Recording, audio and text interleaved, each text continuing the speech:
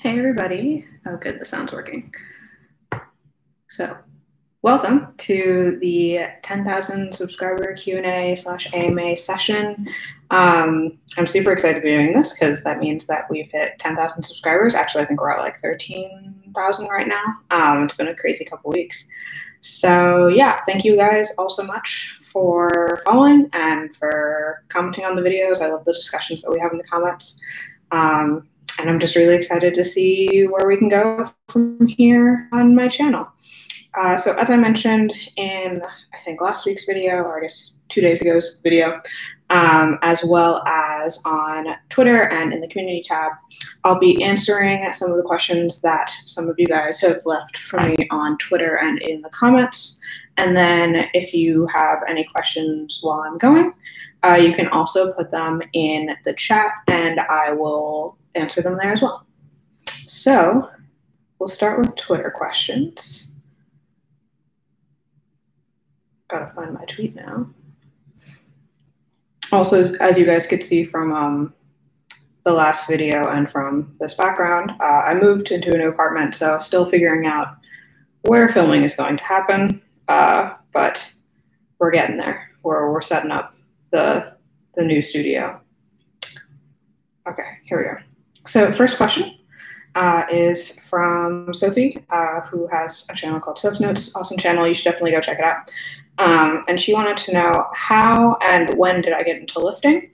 So if you guys don't already know, I come from a background of a lot of different sports, including, I guess, pretty much every individual sport that you can do, interestingly enough. So I've done golf, figure skating, taekwondo, Brazilian jiu-jitsu, fencing, tennis, and right now my big thing is, I guess, a combination. So I got into like pure weightlifting in college, and then I also now do CrossFit. So my current, well, not necessarily current workout breakdown because we're all still in quarantine, but my pre-coronavirus breakdown was usually a couple days a week of CrossFit WODs, and then a couple days a week of Olympic lifting, as well as more powerlifting.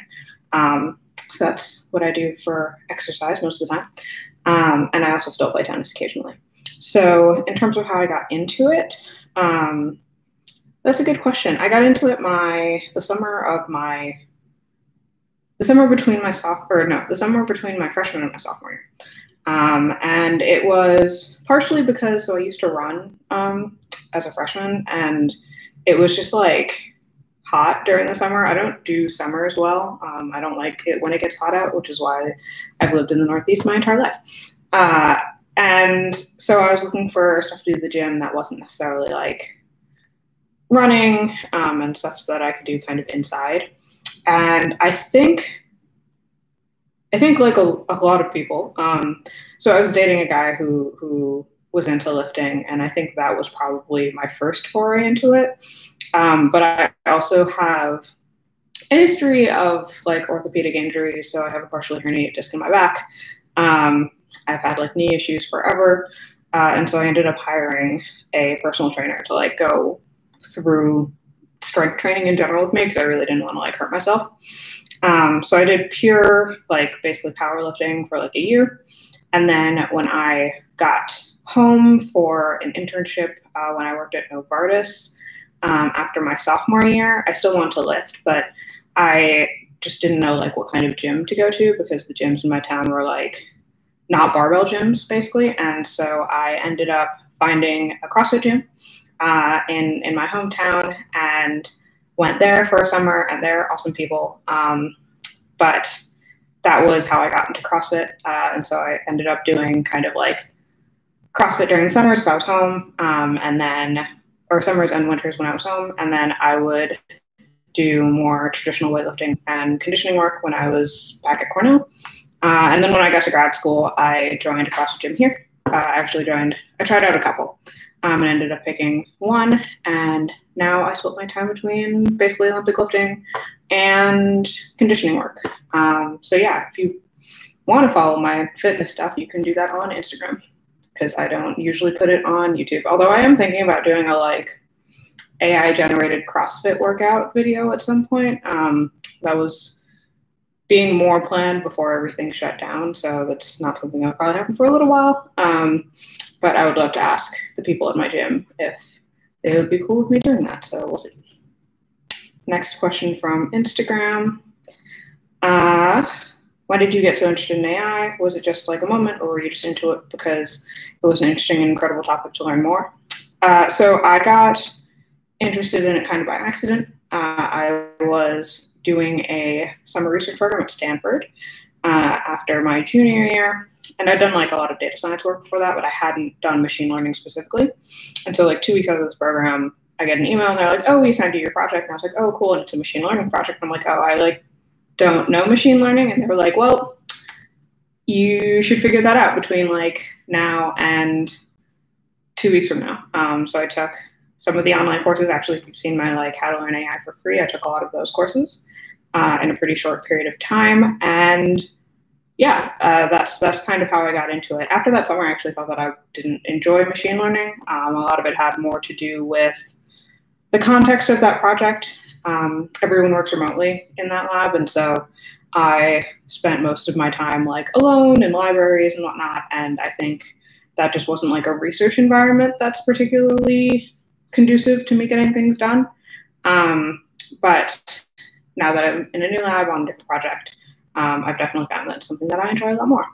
And to answer Brian's question, yes, I am answering questions on YouTube. I'm just going through some of the like Twitter questions first to give you guys some time to post questions. So, Alex wants to know my thoughts on evolutionary algorithms. I think they're cool. It's a topic that I've been meaning to do a video on for a while, but just haven't. It's kind of like, it's actually like the quantum machine learning stuff too. They're topics that require me to do a lot more research because they're topics that I just don't have personal experience in. And so I wouldn't want to like make a video on it before really making sure that like I understand what I'm talking about. But I think they're interesting. I think that there's a lot of interesting and more complicated problems that I think that we might be able to solve with things like evolutionary algorithms and like things like reinforcement learning. But yeah, it's definitely something I need to look a little bit more into.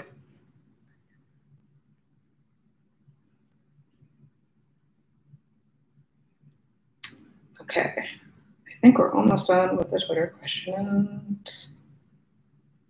Yes. So let me take a quick look at the chat and then I will answer those questions, and I'll also go through questions from the comments. Let's see. Okay, here we go. So from the chat, in an earlier video, you explored the possibility of an AI being protected by the legal system and being considered legitimate members of society as they come closer to and possibly surpassing human capabilities. So what do I think of an AI running for a position in government? Scanning through the rest of this.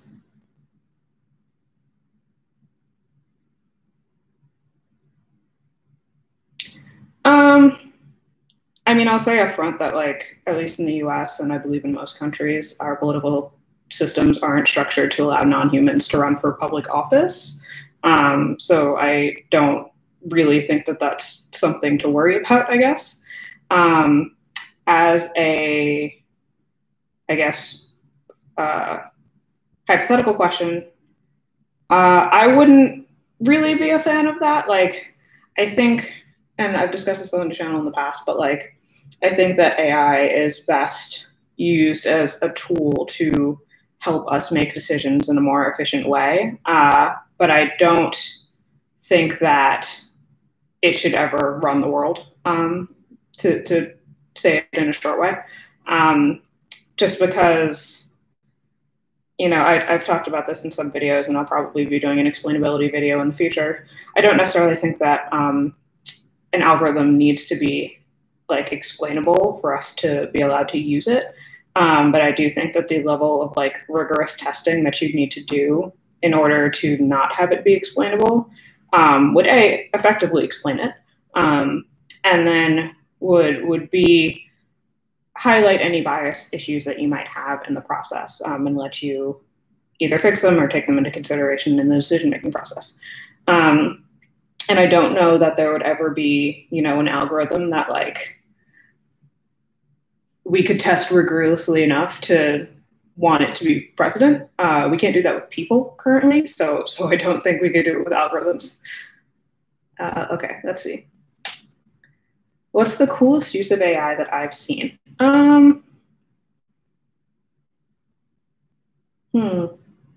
I guess I can say like, there's like fields that I think are really cool, and then there's like actual applications.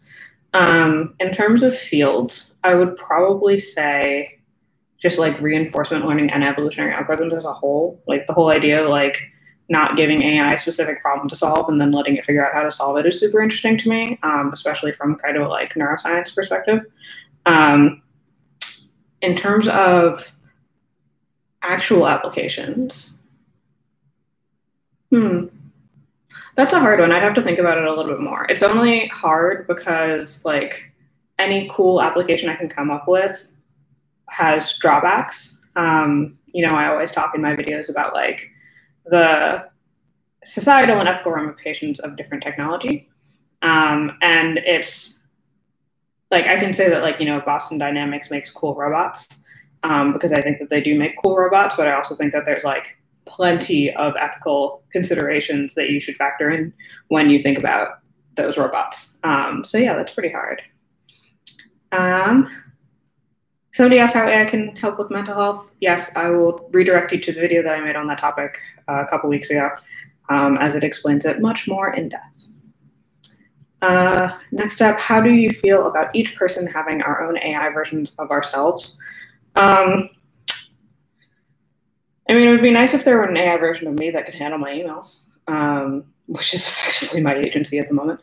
But outside of that, I guess I'd need a more specific reason as to why we would need that in the first place. Like, I don't know that I would find that useful. Yeah.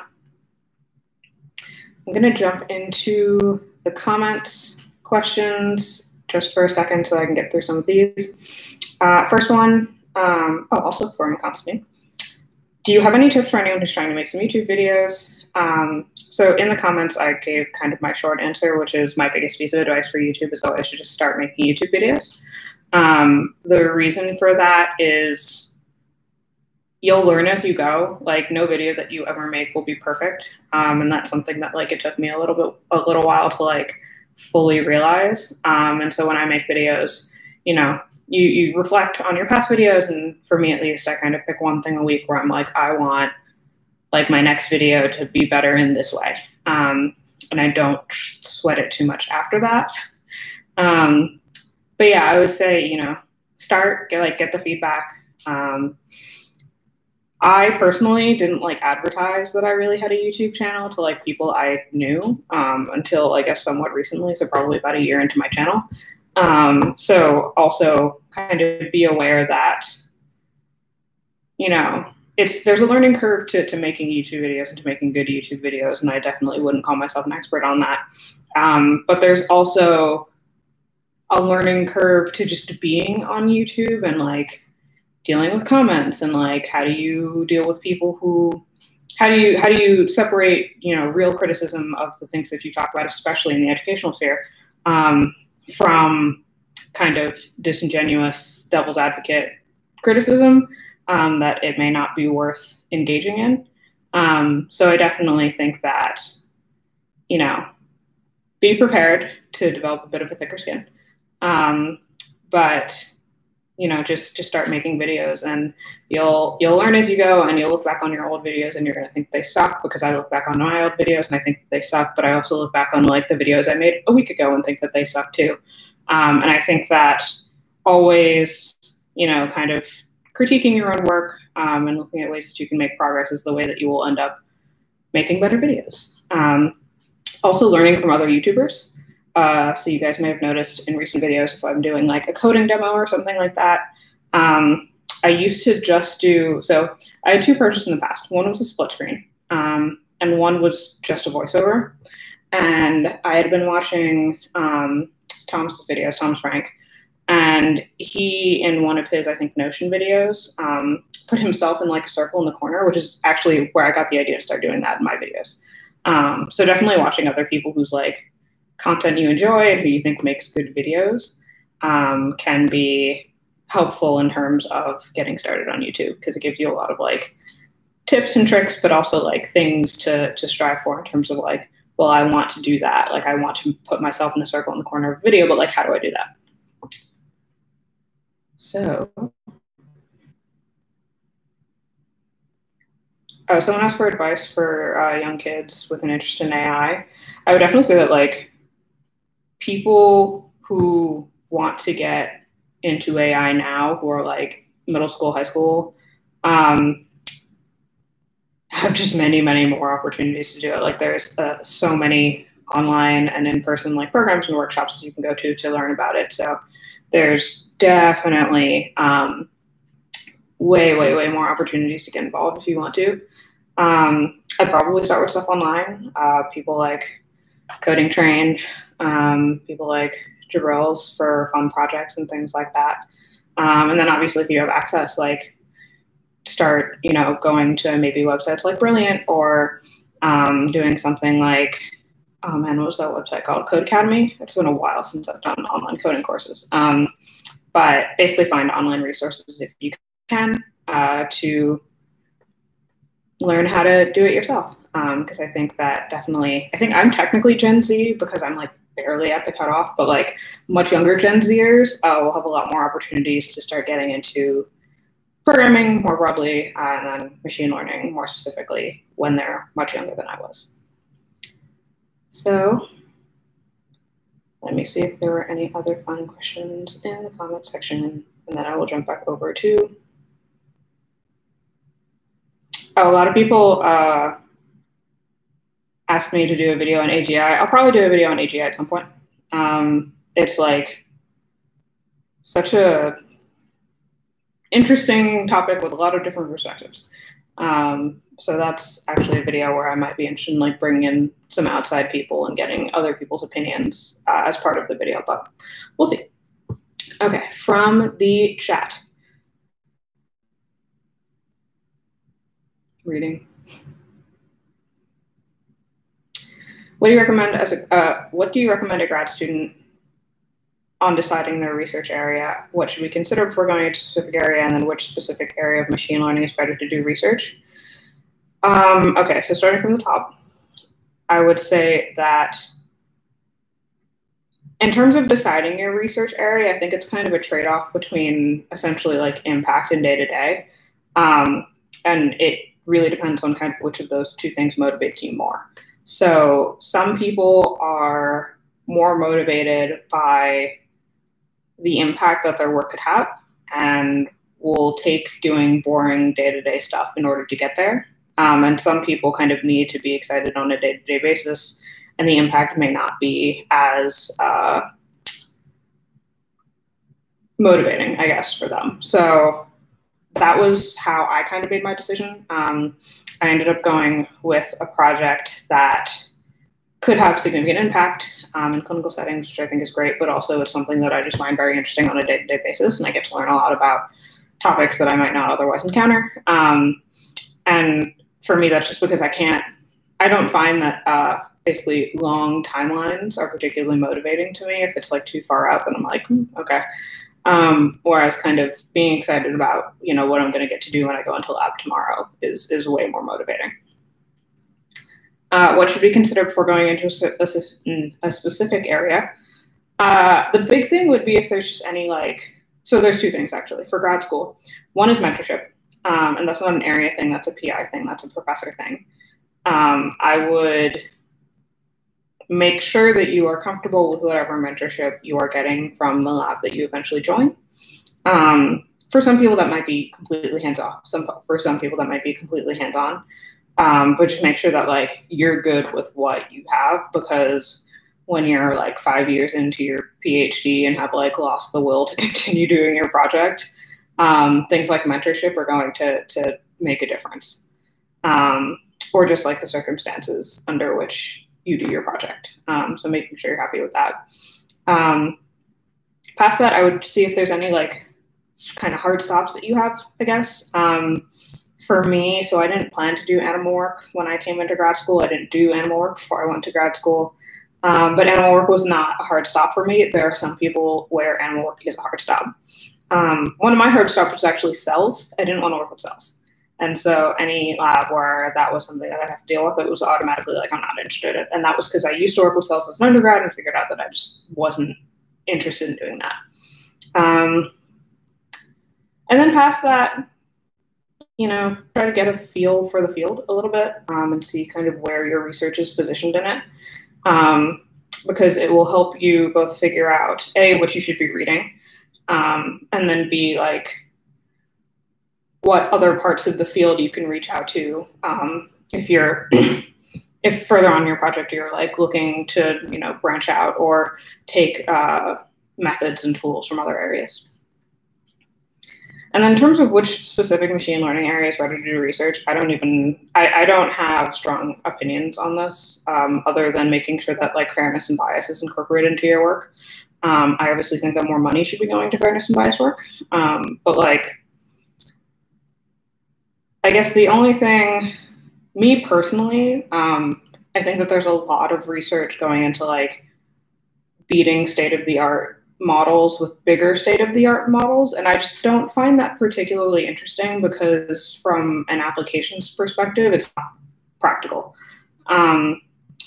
So I would say, you know, some people are into that, and that's totally cool. And if you want to do that, then I'd say go for it. But for my personal opinion, I was a lot more interested in kind of like applied research that could actually be applied to like people in like a reasonably short time frame, in like current settings. So that was me. What you decide is up to you. Let's see.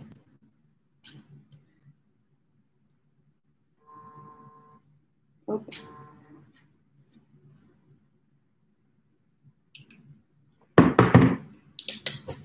For other questions, I would say, let's see. Somebody asked what to expect from the Inquisitive Fellowship. So if you don't know, I got an Inquisitive Fellowship, which is a new fellowship program that's being run by the Vsauce team. They're all awesome. And that's hard to say. So the thing about the fellowship is that it gives us basically access to picking the brains of anyone who's on the Vsauce team, which is great. But I don't know that I have specific plans for that at the moment. And part of that just has to do with the fact that like my PhD is functionally my side job and not my day job. And so right now, especially right now, I'm spending a lot more time on my day job than I am planning for certain things on the channel. So yeah, there'll probably be some production changes that happen because of that fellowship. But off the top of my head, I would say I don't know what to expect yet. And I'll let you know when I do. Part of it is also that like, because I'm also in Standard, which is the agency that represents my channel, a lot of perks, things like sponsorships, things like merch, I can already get through Standard. And so if that were to come up, it would have come up no matter what. So yeah. Somebody asked, are online classes as valuable as university classes? I would say it depends entirely on your goal. So if you just want to learn things, it also depends a lot on your learning style. If you just want to learn things, I would say that like free online classes are good for that. If you're like trying to become a professor, then like university, because you have to get a PhD. Between that, it really depends on your goals past that. So that's probably what I would say. Other questions in here? Oh, I talked about this a little bit already, but somebody asked, how did I decide what topic to specialize for my PhD and how did I define and narrow my interests? Basically, I like tried a bunch of different things. And this stems back like way before my grad school work. Like I tried a bunch of different things in undergrad. I did some research in high school, and between all of those, I kind of got a sense of like what I enjoy. And that helped me narrow things down somewhat when I got to grad school. And then when I got to grad school, I talked to probably about 40 different labs and narrowed it down from there. I think part of it was that I didn't have a specific, I knew that I was interested in doing essentially devices and machine learning for medicine, probably neuroscience, but I didn't have a specific topic or application in mind when I came in, which gave me a lot more flexibility on that front. But yeah, I didn't, it was definitely a process of elimination for me. Anything else in the chat?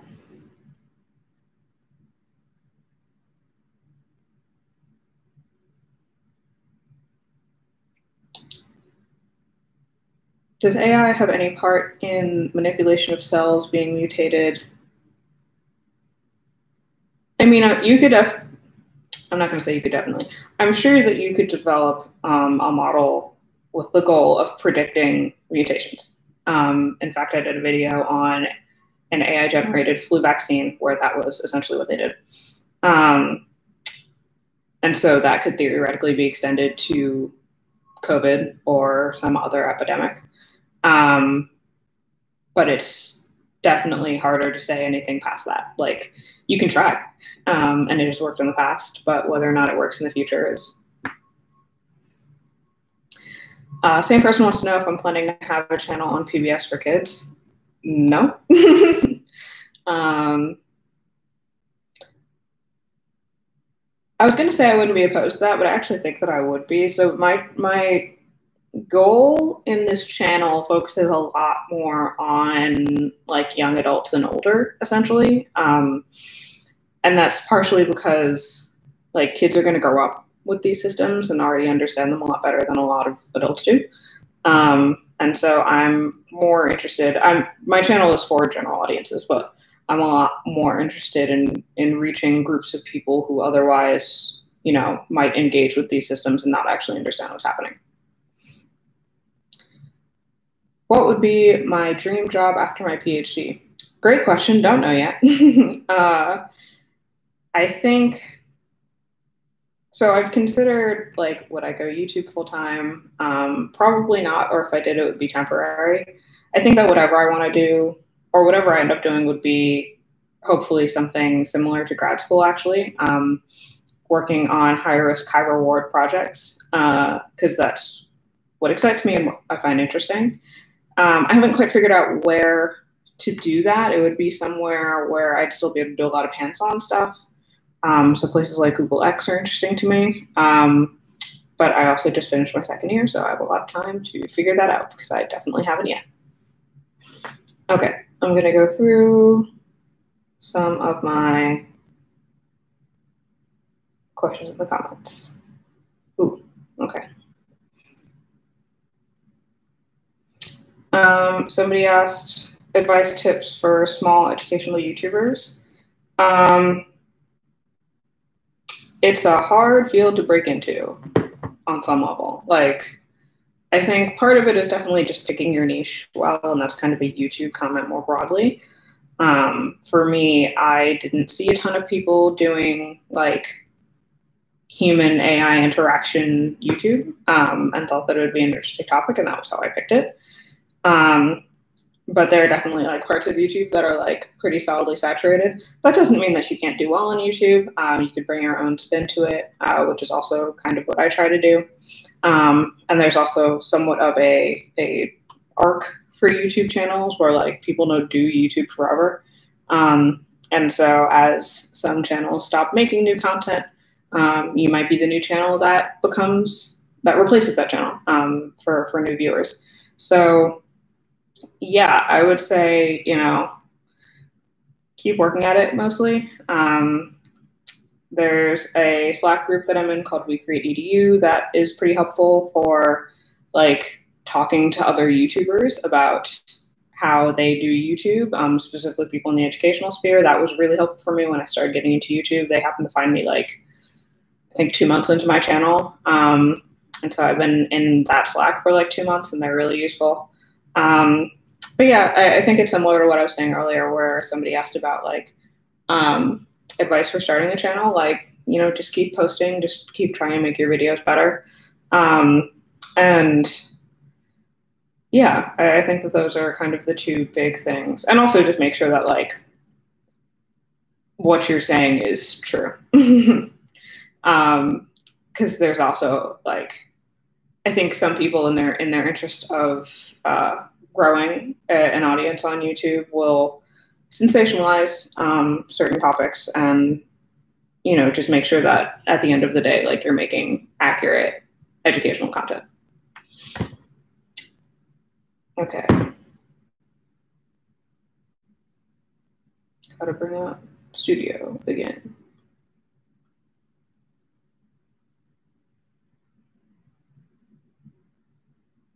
Okay, I think that's most of the questions from the comments. Should we expect any AI related merch? Not now. I don't know. I recognize that I can get merch like through Standard. It has never really occurred to me that anyone would like to buy merch except maybe my parents.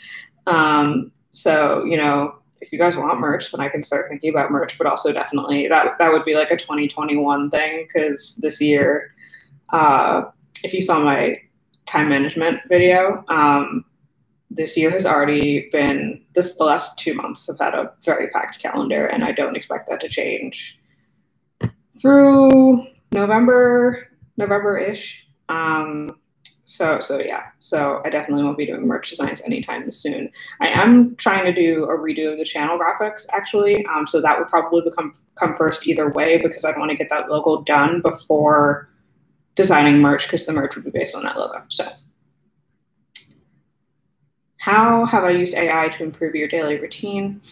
Good question. I guess I use like a lot of indirect AI stuff. So like I have, if you've noticed from my videos, I wear 2 smartwatches, or 2 fitness trackers essentially. So the Apple Watch, which is a smartwatch, and then the Whoop, which is a fitness tracker. And the Whoop in particular basically does recovery prediction for your workouts. So it monitors your exercise, it monitors your like activity during the day, and then it monitors your sleep and tells you basically in the morning, like, are you ready to like PR lift, or do you like need to take it easy and just do some stretching today? And I found that to be very useful for workouts and training, as well as for just getting a sense of like how hard I can reasonably push myself in a day. So that does its like recovery prediction based on some amount of AI. Like many companies that say that they use AI, it's like, well, what does that really mean? But I definitely find that to be very helpful. Outside of that,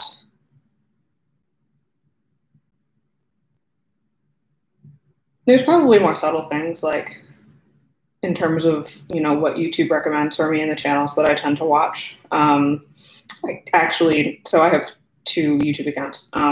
This one is the one that I primarily watch like educational content on, and then I have another one that's like more lifestyle.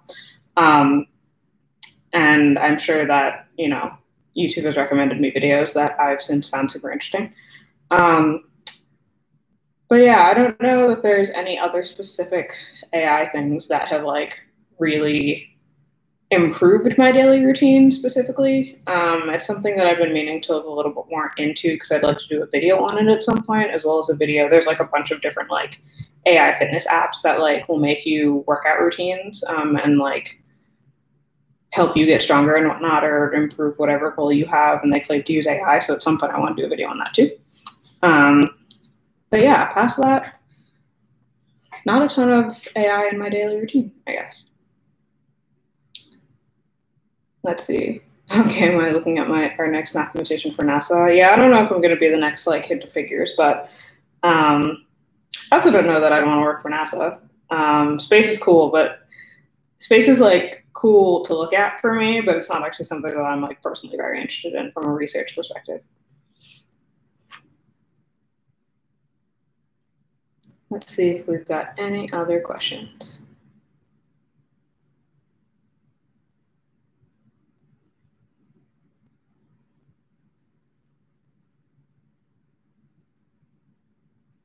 Flipping through the... Somebody asked if AI can be used to prove mathematical theorems. So I don't know that I would call it AI being used to prove them. Like things like quantum are a little bit more interesting for that in terms of just speed. But at the end of the day, like mathematical proofs depend on like different existing theorems that we have, and so I'm sure you could apply machine learning in some way to solve some mathematical problem that would otherwise be just challenging not computationally to do it. But I don't know off the top of my head if there's like any specific theorems that we've like proved using AI. A couple people asked what the best depiction of AGI is in movies. Given that we have no idea what AGI would look like, none of them, all of them, really depends on your perspective. AGI is, just a very nebulous topic, and it's like, I think I mentioned in the last video, but it's hard to like discuss it because, and this is an AI issue too. And at some point, I've had like a potential topic in the topic queue for a while that's like why AI is a useless term. And it's a challenging term at the very least, mostly because artificial intelligence is predicated on human intelligence, and we don't fully understand human intelligence. So, like, what are you trying? What exactly are you modeling? And that's an ongoing criticism of like the field of computational neuroscience too. But I actually think that within computational neuroscience specifically, there's a lot of really interesting applications that like help us learn real things about how the brain works. But at the same time, like intelligence in and of itself is like this nebulous thing that has been defined by humans in many different ways according to our own biases and preferences. And so designing an algorithmic version of that, I think depends a lot on, how you're defining intelligence. And I think I did a video on this a while ago called the AI effect, which focuses on this thing called the AI effect, which is basically that every time we like design a new algorithm that hits a goalpost of what we thought we'd call intelligence, we just move the goalpost.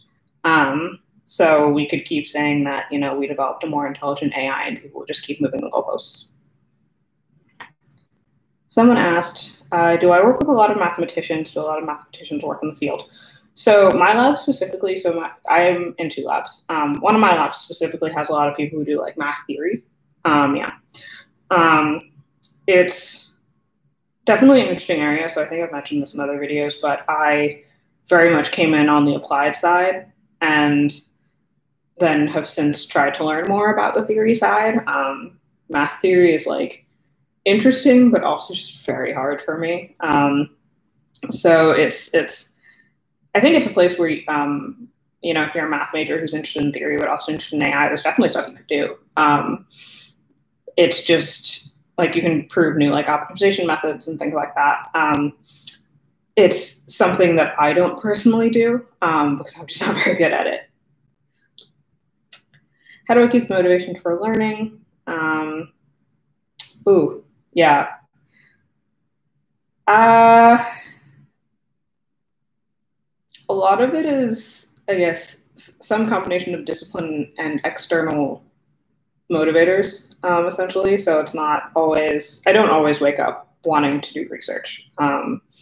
But on some level, I have deadlines. I have meetings with my advisors. And so like there comes a point where you have to do it. And I think that's one of the things that very much motivates me within my research itself. For YouTube specifically, it's actually a lot easier because I can kind of pick and choose what interests me. So there are weeks where I was planning on doing one topic and then another topic catches my eye and I just make a video on that topic instead. And that's what happens. Did that happen this week? No. That's happened recently. It happened this month. I try to lock in topics relatively early, mostly for sponsor reasons. But there are days where I like try to do research on a video topic and I realize that I just like don't care. And then I don't make a video on that topic anymore.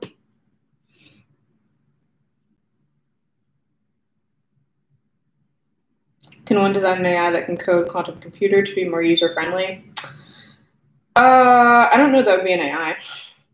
You could just make it like I think that gets into like user experience people and like people who design front ends so that you don't have to deal with all of the shenanigans going on behind the scenes. So like, yeah, you could design that. I don't think that AI would necessarily be a useful thing for it, specifically to make it more user friendly. It's kind of like there's like modular AI that you can also use where like they'll just have different like building blocks and you like click them together and it's like, here's the input, like here's one layer of your neural net, here's the output that you want. And Teachable Machines actually by Google does that. And that's, you know, not AI, that's just putting different blocks of code together and abstracting them with something else. Would I recommend technical or non-technical books related to AI? Yeah, I've been doing a lot more reading in that area lately, specifically on the, I don't want to say non-technical side because some of these books are still like somewhat technical, but they are geared towards both practitioners and like general audiences. Hannah Fry's book, which I can't remember the name now, was interesting. Definitely for like a more general audience book. It might have been Weapons of Math Destruction, or that might be a different book, and that one was also good. So those two come to mind. I don't usually recommend technical books, I guess. I don't know that there are like books that I don't think I've ever had a book in machine learning class, like a textbook. I think that there are probably like papers that are interesting or like resources that have collections of papers that are interesting for certain fields. But there aren't like specific technical books that come to mind when I think of machine learning, because a lot of what I've learned from either papers or online courses, things like that. How much have I worked with recurrent neural networks or transformers? Not a ton in my research. They don't usually come up. I thought about using transformers for a project that I did my first year, and we essentially ended up not pursuing that project for other reasons. But outside of that, a lot of my work in RNNs and transformers has mostly been in classes, and then for videos. Will AI solve the problem of P versus NP? This goes back to like, can you use AI to solve like mathematical theorems? Hard, maybe.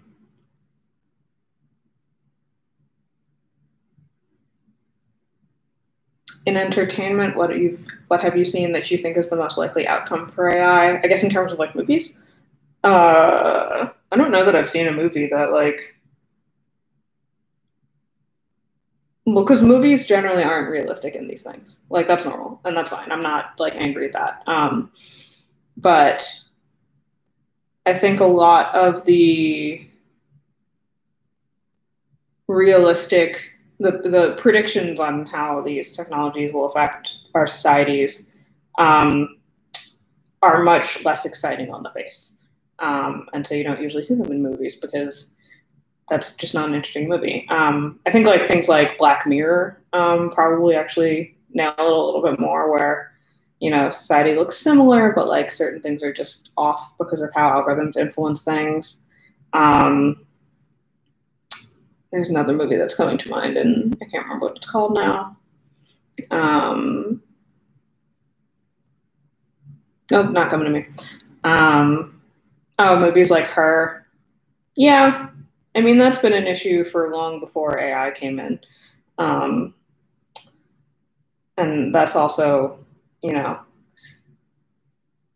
there are people who are, you know, a bit predisposed to fall in love with virtual representations of people. And I don't think that that's like an AI problem necessarily.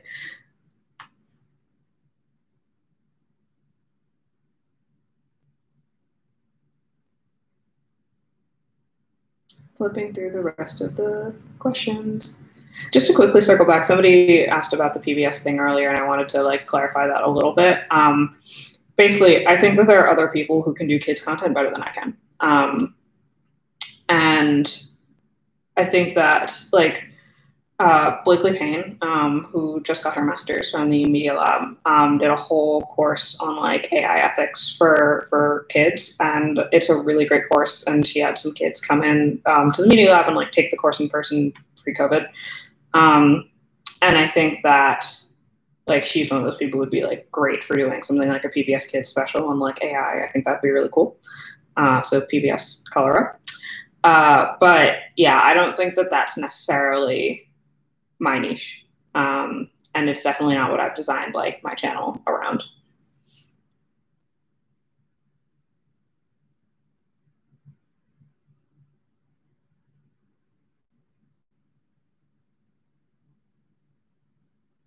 Flipping through the rest of the chat.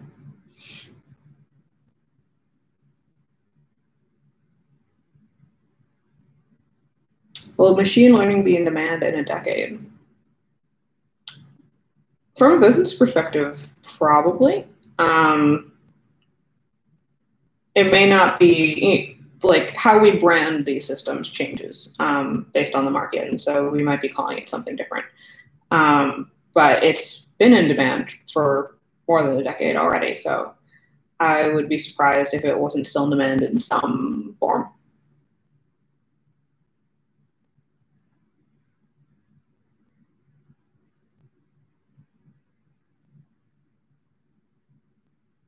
Oh, why did you decide to get a PhD? Was it for improved job aspects, the subject, or something else? Interesting question. So for people who haven't seen early videos on this, I have no interest in becoming a professor. I don't plan to stay in academia. So it's not for improved job opportunities within academia specifically.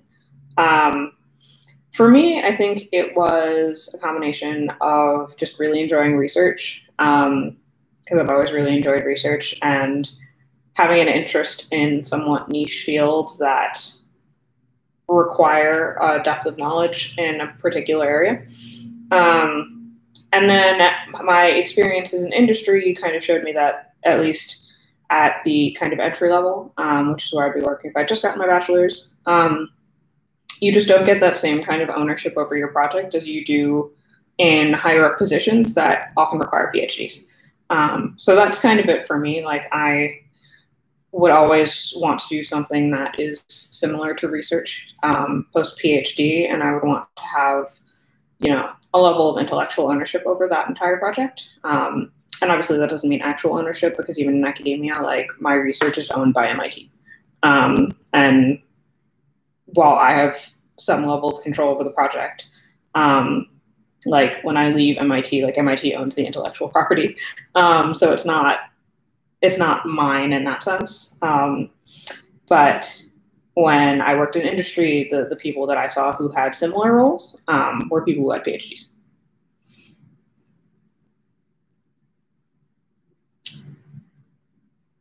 Someone wants to know if my research is only centered on AI. Nope.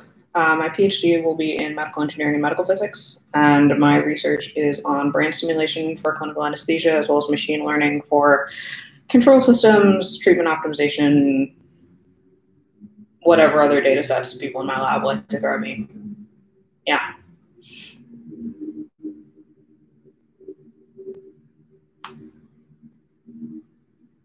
Cool. Well, I've gotten through all the questions in the comments, as well as all the questions on Twitter. So if there are no other questions, then I will sign off. Oh, will we have AI police in the future? I hope not. I think there are much better ways to do police reform than AI by a long shot. I think a lot of it has to go through, your local elections effectively. But I definitely don't think that AI police would be a step up. What applications of AI come to mind that would help the biggest with world problems?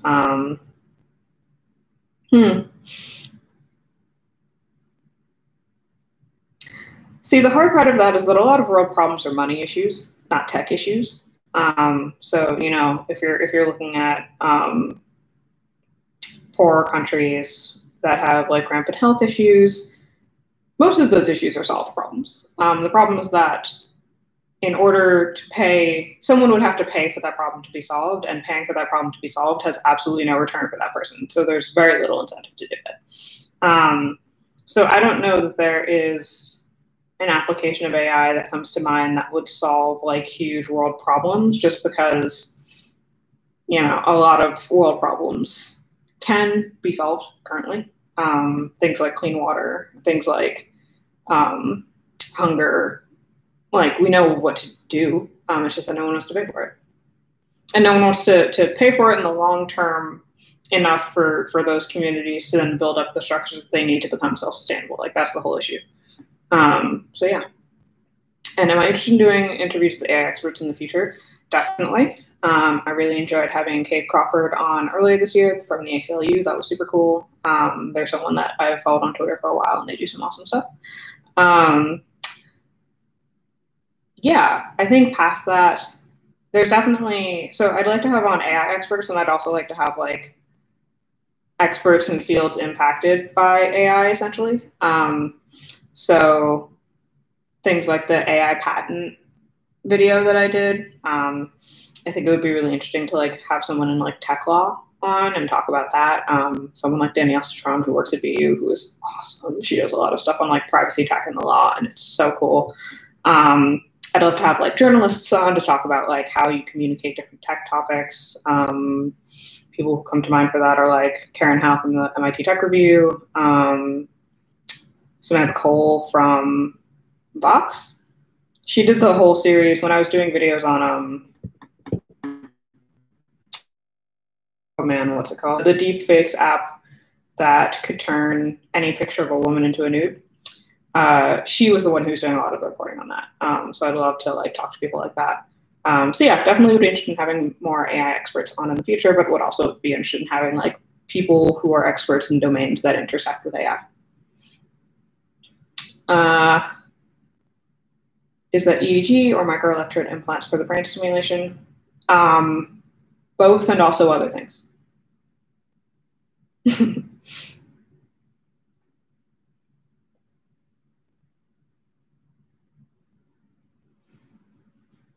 Cool.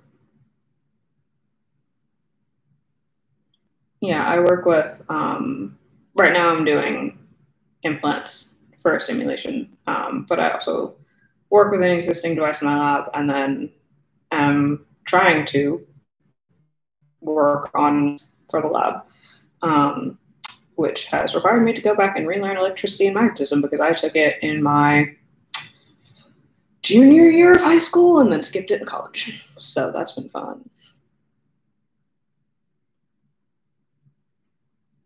Okay, well, if there are no other questions, I am going to sign off. Again, thank you guys all so much for 10,000 subscribers. I'm super excited to see where the channel goes. I'm hoping to do more collabs with other creators to highlight the ways that AI is used in a bunch of different fields. So hopefully that will be coming up, I guess, post-COVID, because a lot of the planned collabs were like in-person things, which obviously aren't happening now. And otherwise, as always, if you want to see videos on certain topics, you can tell me in the comments of videos. You can at me on Twitter. You can at me on Instagram, I guess. That's not really a platform that's super conducive to that, but go ahead. And otherwise, I'll see you guys on Friday. So, bye.